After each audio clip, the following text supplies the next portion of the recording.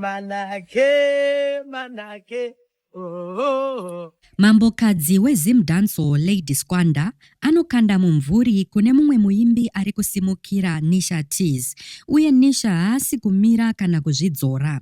Lady Squanda achiti akavaka zita rake pasina akamubatsira, mazuva ake kwaisava nembinga saana Tinashe Mutarisi.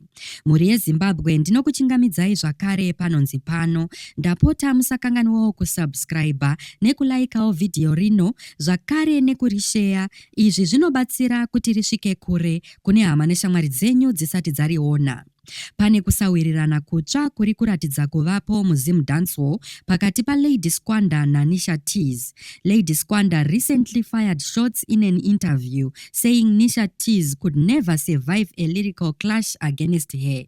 Squanda, uyo ave nemakore anodarika 10 ari muindustry iyi, uye anozivikanwa zvikuru nezita rekuti First Lady of Zim Dancehall, akasimbirira kuti akavaka zita rake pasina kana rutsigiro rwemari kana mbinga.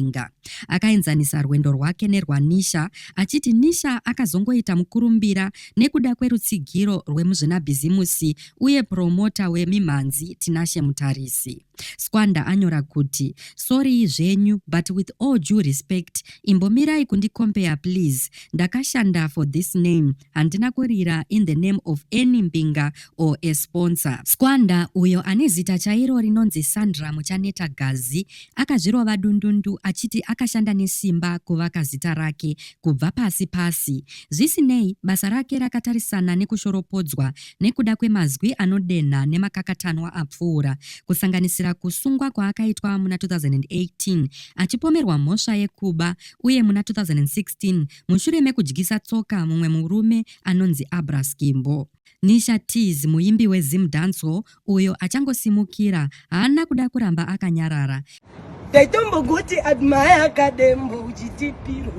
Apindura nekuratidza ruremekedzo kunhaka yaSquanda, asi nechivimbo azivisa kutanga kwealbum rake, zvichiratidza chishuwo chake chekusvikawo palevho raSquanda.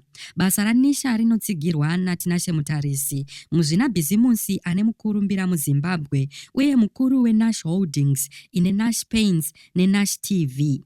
Ndiye aita mukurumbira mukusimudzira basa raNisha. Izvo zvaita kuti pave nemakakatanwa mumashoko aLady Squanda ekuti kusimukira kwaNisha kuri kukonzerwa netarenda here kana kuti mari yava Mutarisi. Muri yeZimbabwe munoionawo sei iyi? Ngatisanganei mucomment section muchipawo pfungwa dzenyu nemaonero enyu panyaya iyi yaLady Squanda naNisha Teez.